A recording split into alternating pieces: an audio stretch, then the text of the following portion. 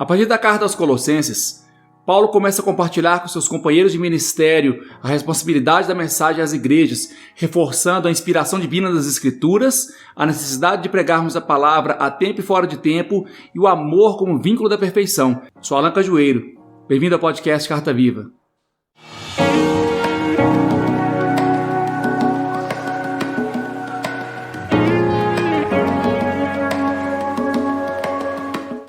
A partir da carta aos Colossenses, Paulo começa a incluir seus companheiros de ministério, Timóteo, Silas e outros, na divulgação da mensagem às igrejas, e a própria carta aos Colossenses é uma carta a uma igreja que não foi fundada por Paulo, mas sim por Epáfras, uma das pessoas que fez parte da equipe missionária de Paulo, e Paulo começa então trazendo essa mensagem a essa igreja, começando aqui por Colossenses 1,13, dizendo que ele nos resgatou do império das trevas e nos transferiu para o reino de seu Filho amado.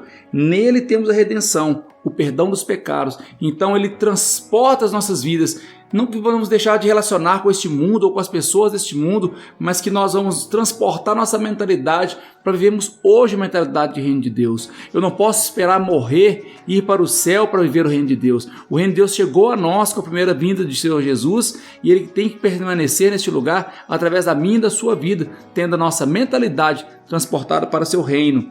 Vemos também em Colossenses 2, versículos 14 e 15, que Jesus apagou o escrito de dívida que era contra nós, dizendo assim: ele apagou o escrito de dívida com suas obrigações que era contra nós e se opunha a nós, e os levou cravando na cruz. Ele desarmou principados e autoridades e os expôs publicamente, triunfando sobre eles. Então Jesus, lá na cruz, já sabia que eu ia existir, os pecados que eu ia cometer, e de antemão ele cravou aquilo na cruz, triunfando sobre todo tipo de acusação que pudesse ser contra mim e contra a sua vida.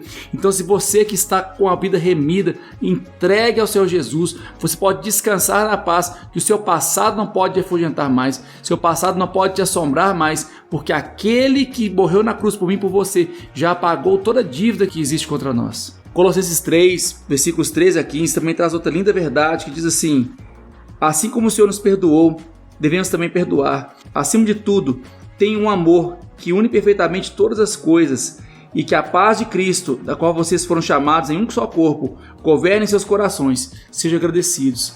Então, o primeiro texto que eu falei foi que nós somos perdoados, nosso escrito de dívida foi apagado, mas também devemos estender esse perdão e graça para outras pessoas, sabendo que o que tem que governar nosso coração é a paz, não somente nos relacionamentos, mas é algo que eu uso para a minha vida como um todo. Todo projeto, todo pensamento meu, eu coloco diante do Senhor, e o principal indício é a paz, porque quando a paz governa no seu coração, tudo dá certo, pois no final você vai ser agradecido, porque onde o caminho de Deus te leva para um caminho de paz, aquilo vai ser uma coisa que vai abençoar a sua vida. Então, nas suas decisões, sempre procure pegar esse árbitro, a paz de Deus no seu coração, porque através dessa paz você vai tomar decisões acertadas e decisões que vão caminhar para o seu bem. Outra escritura importantíssima para o cristão, Colossenses 3:23, o que quer que faça, faça de todo o coração, como algo feito para o Senhor e não para as pessoas, sabendo que vocês vão receber a recompensa de uma herança do Senhor. Você serve ao Senhor Jesus Cristo. Isso aí, meus queridos, é viver o ministério de forma integral. Nós temos que saber que no meu ambiente de trabalho, na minha escola, onde quer que eu esteja, aquilo que eu tenho que fazer, eu faço para o Senhor. Sabendo assim, eu não vou pegar material do meu trabalho, eu não vou usar mal as minhas horas de trabalho, como estudante vou dedicar aos meus estudos, sabendo que eu não estou servindo a um professor, ou um patrão, ou outra pessoa qualquer, eu estou servindo ao próprio Deus, e fazendo com excelência, a nossa vida vai ser testemunho. O maior testemunho que você pode dar para as pessoas não é o quanto você conhece da palavra de Deus, o quão bem você canta. O maior testemunho que você pode dar para as pessoas é como eu sirvo as pessoas, como eu executo as tarefas, como eu executo aquilo que me foi confiado, porque fazendo bem aquilo que foi feito, como quem serve ao Senhor, nós estamos carregando em nós um testemunho precioso da obra de Deus que é feita primeiramente no nosso coração, traduzindo em atitudes e ações. E Paulo começa aqui então, endereçando também aos Tessalonicenses, a partir do capítulo 3, dizendo assim: não quero que vocês sejam desinformados, irmãos e irmãs, com relação àqueles que dormem, para que vocês não tenham luto como o restante que não tem esperança. Pois eu creio que Jesus morreu e ressuscitou, e da mesma maneira, através de Jesus, Deus trará com ele aqueles que dormem. E Paulo continua aqui dizendo: pois o próprio Senhor irá descer do céu com um brado do arcanjo, com o som de trombeta, e os que estão mortos em Cristo ressuscitarão primeiro. Então nós que estamos vivos, que fomos deixados, nos uniremos a eles nas nuvens para encontrar com o Senhor no ar. Então estaremos sempre com o Senhor. Portanto, encoraje um a outro com essas palavras. Por que nós cristãos não devemos nos desesperar quando um doente querido falece? E muitas vezes temos passado por essas situações, uma coisa tão terrível ter acontecido no mundo ultimamente, tantas vidas sendo ceifadas, mas o cristão ele não se desespera por um motivo muito simples. Ele sabe que através de Jesus, essas pessoas que morreram deixaram somente seus corpos naturais e estão hoje já reinando na glória, onde vamos encontrá-los se continuarmos aliançados com Jesus. Então essa aliança com Jesus é a coisa mais importante que você pode buscar para a sua família hoje. Então você e eu temos a responsabilidade grande de levarmos o evangelho para as pessoas que nos cercam, de apresentar Jesus para pessoas que nos cercam, de forma que quando essas pessoas ou nós mesmos partimos do nosso corpo natural, a gente sabe que temos um encontro com Jesus na glória, não simplesmente por causa das ruas de ouro ou porque o céu é lindo. Aqui fala, estaremos sempre com o Senhor. O maior benefício do céu não é o céu em si, mas eu estar sempre com o Senhor Jesus, pois Ele é a raiz de todas as coisas, Ele é a origem de todas as coisas, e Ele é a tranquilidade que podemos encorajar uns aos outros hoje, porque se os nossos parentes, nossos amigos morrerem em Cristo, nós não devemos lamentar como lamentam as pessoas que não têm esperança, porque Cristo em nós é a esperança da glória. E Paulo fecha aqui essa primeira carta aos Tessalonicenses dizendo assim: alegrem-se sempre, orem constantemente, deem graças em tudo, pois essa é a vontade de Deus para conosco em Cristo Jesus. Não entristeçam o espírito, não desprezem profecias, mas testem todas as coisas, retenham o que é bom, fiquem longe de todo tipo de mal. Então Paulo instrui aqui a viver a vida de agradecimento, porque em todas as situações Deus tem cuidado. Em todas as situações podemos ver a manifestação da vontade de Deus. Então devemos ser agradecidos, não por coisas ruins, mas porque apesar das coisas ruins, continuam sendo amados e cuidados por um Deus fiel. E logo abaixo aqui ele fala: e o próprio Deus de paz o santifique completamente, que para que seu espírito, alma e corpo sejam guardados íntegros e inculpáveis na vinda do nosso Senhor Jesus Cristo. Muitas vezes preocupamos com um cuidado com o corpo, muitas vezes queremos alimentar nossa alma, emoções, com lazer, com distrações, e esquecemos do espírito. Mas Paulo aqui reordena a verdadeira prioridade: espírito, alma e corpo. Através do nosso espírito, controlado pelo Espírito de Deus, relacionando com o Espírito de Deus, nós podemos equilibrar os nossos sentimentos, nossas emoções, e isso traduz em paz para o corpo. Muitas pessoas têm tido doenças hoje nos seus corpos físicos porque elas têm dificuldade de lidar com suas emoções e pensamentos, têm sobrecarregado, mas ao termos essa prioridade invertida, corpo, alma e espírito, vamos ter esse desequilíbrio. Mas ao reordenarmos conforme o padrão de Deus, cuidar do espírito, comunicação com Deus, então ele controla nossas mentes, sentimentos, equilibra os nossos sentimentos e pensamentos, teremos então um corpo saudável nele, preparando para a vinda do Senhor Jesus. E Paulo começa agora a tratar numa carta especificamente para Timóteo, começa a endereçar não mais às igrejas, mas aos pastores e líderes que ele estabelece naqueles lugares. E então ele começa a tratar das questões ministeriais, de como Timóteo deveria se comportar como um líder, apesar de ser muito jovem. Mas há algo muito importante aqui que Paulo fala, que ele fala assim: não negligencie o dom que está em você, que foi dado através de profecia, com imposição de mãos pelos anciãos da igreja. Pratique essas coisas, se comprometa com elas para que seu progresso possa ser evidente a todos. Preste muita atenção na sua vida e seu ensino. Persevere nessas coisas, pois fazendo isso você salvará ambas. Nós temos hoje uma palavra muito popular que é o burnout, o esgotamento físico e emocional. Ele é real, é um perigo para nós, porque temos que ter balanço em preservar as duas. Timóteo tem que preservar a sua vida e preservar o seu ensino. Se você dedica só ao ensino, você se esgota. Se você cuida só da sua vida, você negligencia o ministério. Então esse equilíbrio entre cuidar da vida, cuidar do ministério, vai preservar ambos. Então que eu e você que fazemos uso da palavra, isso não simplesmente porque existe uma ordenação, uma liderança, mas todos nós que somos salvos em Cristo Jesus, temos algo para falar do que Deus tocou nas nossas vidas, que nós possamos fazer isso com sabedoria, preservando a nossa vida, mas não deixando de cuidar do ensino, do cuidado das pessoas que Deus tem colocado aos nossos cuidados.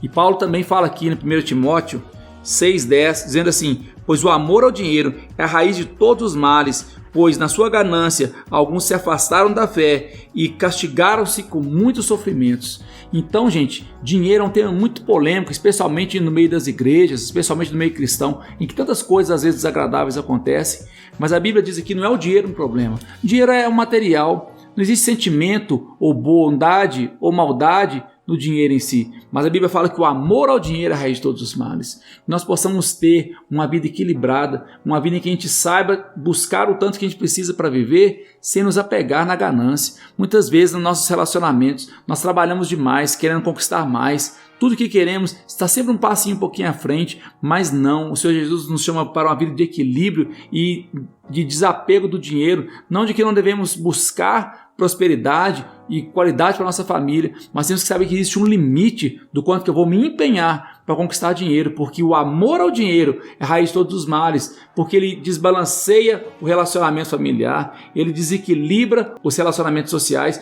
porque a pessoa está focada demais em ganhar algo que é insaciável. Então que você possamos buscar esse equilíbrio no Senhor e aprender a não amar o dinheiro, colocar o dinheiro sujeito à autoridade de Cristo na minha vida, para que assim ele seja uma bênção e não uma maldição.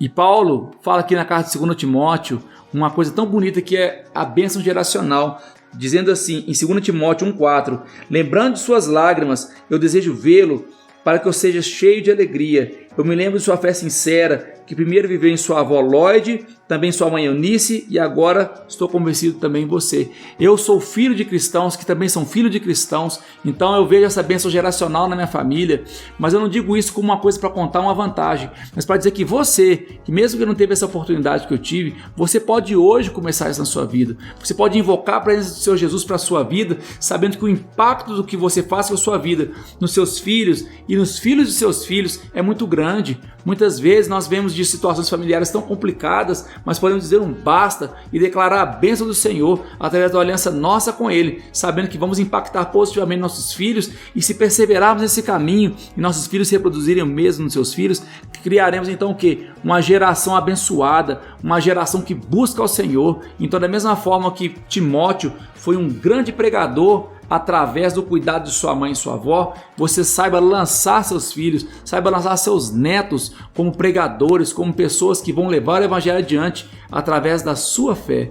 Então que essa bênção geracional que está na minha família, eu abençoo a sua família com essa mesma bênção, para que você, que mesmo não tendo esse princípio de partida, você possa ter em você o início dessa bênção na sua família até a vinda do Senhor Jesus.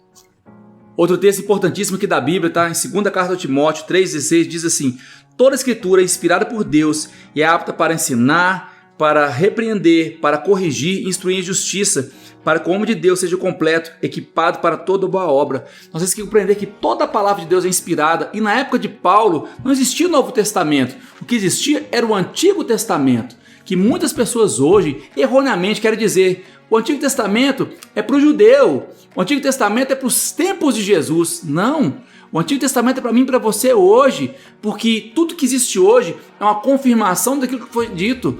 Todo o Antigo Testamento fala da pessoa de Jesus, da sua vinda, da sua morte e ressurreição. Tudo que Jesus veio foi cumprir o que estava falado sobre ele no Antigo Testamento. Então que eu e você possamos respeitar a autoridade da Bíblia e não selecionar pedaços. Essa semana estamos comemorando a Páscoa, e na Páscoa havia algo especial, que era comer o cordeiro, não como se fazia normalmente, mas comer todo o cordeiro, o olho, o cérebro, a tripa, comer tudo que existia no cordeiro, simbolizando que a palavra de Deus é para ser integralmente absorvida na minha vida, que nós possamos compreender que a palavra de Deus, então, ela começa ensinando, ela começa explicando o que é verdade, mas você que já conhece, você passa a ser repreendido pela palavra, porque está errando com o que já sabe. Mas uma vez repreendido, a próxima etapa é ser corrigido por um pai amoroso, que muitas vezes corrige com dureza, mas que quer o seu bem. Mas a quarta etapa é a que eu não quero para ninguém. Uma vez que eu decido continuar desobedecendo a Deus, eu saio do governo dele, como um filho que sai da casa do pai, e repreendido por quem? Pela justiça, pela polícia, pela autoridade. Então você começa a receber em si as consequências da violação da palavra de Deus, mas não foi para isso que Deus te criou. Deus te criou na primeira etapa, que é obedecer ao que é ensinado. Mas Paulo, no capítulo 4, diz que a Timóteo: prega a tempo e fora de tempo, Corrija, ensine e encoraje com grande paciência e ensino, pois virá um tempo em que pessoas não vão tolerar a sã doutrina, mas de acordo com seus próprios desejos, vão multiplicar mestres para si mesmos, porque eles têm comichão nos ouvidos para ouvir o que querem. Eles irão se desviar de ouvir a verdade e irão se voltar para mitos, mas você exercite o autocontrole em tudo, persevere na aprovação, faça o trabalho de evangelista e cumpra seu ministério. Paulo está alertando aqui para algo muito sério. A Bíblia é a verdade, toda ela é a palavra de Deus, mas nem todas as pessoas estão dispostas a entender a verdade. Só querem selecionar textos da verdade que vão de encontro às suas crenças individuais, mas não. Deus nos quer revelar toda a verdade. E ao ler essa palavra na íntegra, eu e você vamos encontrar coisas que vamos entrar em conflito, não entre nós e Deus, mas entre aquilo que a gente sabe que é certo, que a gente não quer fazer. Que nós não sejamos como essas pessoas que Paulo disse nos tempos de Timóteo, mas que também do nosso tempo é a mesma coisa, que são pessoas que não resistem a essa doutrina, mas de acordo com seus próprios desejos, levantam para si mestres. Eles vão se agrupar, pessoas que não querem compreender a verdade, viver a verdade, vão se agrupar com pessoas de mesmo pensamento e vão levantar para si pessoas que vão amassagear seu ego, vão acariciar seu coração, mas sabendo que apesar de não cumprir a verdade, vão continuar sabendo o que é a verdade.